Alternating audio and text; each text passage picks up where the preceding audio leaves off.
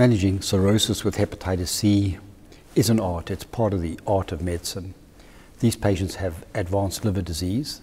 They do not respond particularly well to interferon and ribavirin and are certainly responding better to the triple combinations of first-generation protease inhibitors together with peg interferon and ribavirin. But therein lies a slight problem, because inevitably these patients will have a need for longer treatment in order to achieve a sustained virologic response. That does mean higher exposure to interferon and ribavirin, and patients with advanced liver disease do not tolerate prolonged exposure to interferon and ribavirin very well.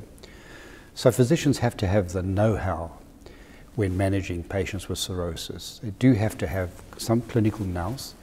They have to be able to appropriately stage cirrhosis. We need to remember that cirrhosis is actually a continuum. It can just mean advanced fibrosis without much in the way of portal hypertension, but at the other end of the spectrum, patients with cirrhosis may have begun to decompensate with ascites, variceal bleeds, spontaneous bacterial peritonitis, encephalopathy, and they can be very difficult and even dangerous to treat with interferon, with ribavirin, and of course with the triple combination therapy. So the first point is physicians must be able to gauge the stage of disease and take into account the risks for treatment. Clearly, there's a need for treatment in these patients, because the gain would be greatest if we can get clearance of the virus in patients with cirrhosis. It's likely that the disease will stabilize and may not progress further.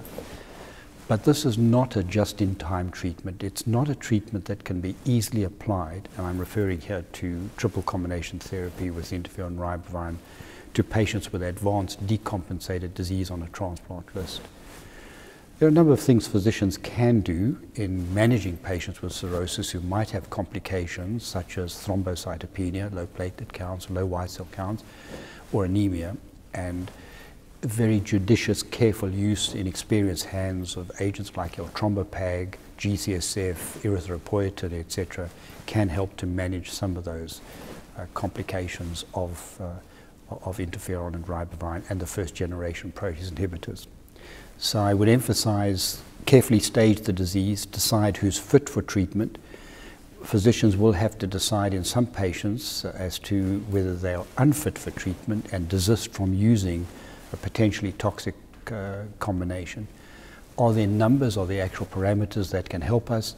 I think there are. These are rule of thumb numbers, but if you have a patient with decompensating disease, a MELD score greater than 10 or higher, patients who have low serum albumins below 30, patients who have high serum bilirubins above 50 in SI units, patients who have prolonged prothrombin time, patients who have thrombocytopenia, these are all patients at greater risk, and despite the greater need for treatment, they are at greater risk, and patients should be managed very judiciously under those circumstances.